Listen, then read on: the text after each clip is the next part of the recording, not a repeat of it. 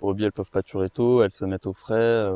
En bas, je pense ça serait plus dur, pour elles. Et pour le berger aussi, d'ailleurs. 1, 2, 3, 4. Moi, je respecte les zones humides. Humblement, parfois je les visite. Elles émanent des bonnes ondes. Elles sont l'origine du monde.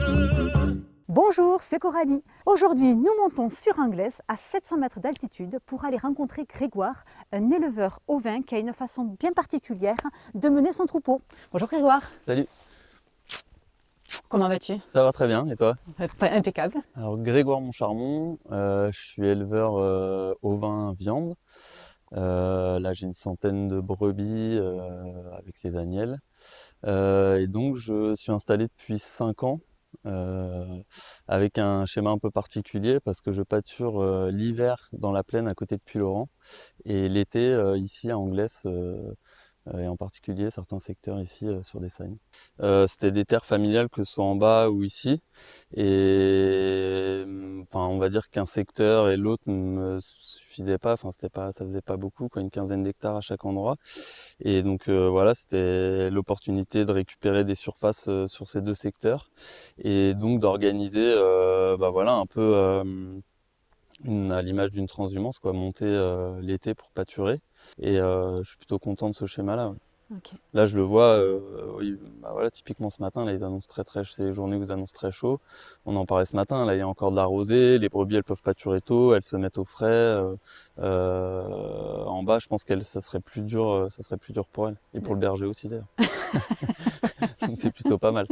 Ok, et du coup des zones humides? Et du coup, des zones humides. Et effectivement, qui me permettent, alors c'est un peu particulier, ce que je disais, c'est qu'il y a des années, typiquement là, quand on a des périodes assez sèches, on le voit, c'est des zones qui restent vertes et qui ont la capacité aussi à repousser dans l'été, parce qu'il y a quand même un stock d'eau, même si ça sèche. Le désavantage, c'est que les années plus humides, voilà, les brebis, on va dire qu'elles patauchent, quoi. C'est un peu plus compliqué là à pâturer. Et puis c'est un fourrage, on va dire, d'un peu moins bonne qualité, quoi. Donc Et oui, parce que du coup les zones humides, elles représentent quand même une part importante de tes surfaces ouais. sur Anglès. Donc de toute façon, il faut quand même que tu composes avec.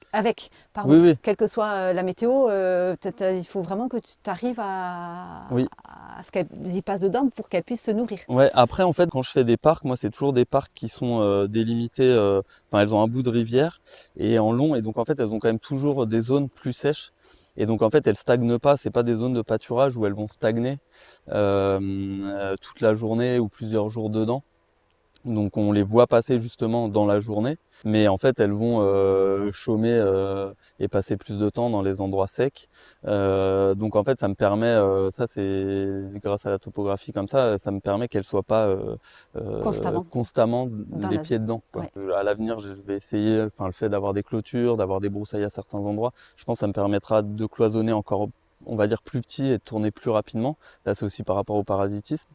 Mais là, je m'adapte aussi un peu, quoi. Il y a pour faire passer les clôtures dans ces zones-là, c'est quand même un peu de boulot. Mais il y a cet objectif d'essayer de cloisonner vraiment au maximum, quoi. Le top du top, ça serait que les brebis passent 3-4 jours, pas plus, par parc, quoi, sur vraiment des bandes. Ça serait vraiment le top, quoi. Okay. Ça lie deux aspects qui sont intéressants. Enfin, à la fois, enfin, pas vraiment de défricher, mais d'entretenir en faisant ces petites parcelles. Et à la fois sur le côté sanitaire, le fait de les bouger au maximum et pas qu'elles aient une super grande prairie, je pense que ça limite quand même pas mal les problèmes sanitaires. Mais ce qui a été impressionnant, c'est parce que moi, du coup, ces parcelles, je les connaissais avant que tu arrives. Et comme tu dis, elles étaient quand même bien enfrichées. Enfin, en tout cas, la végétation était très haute, très dense.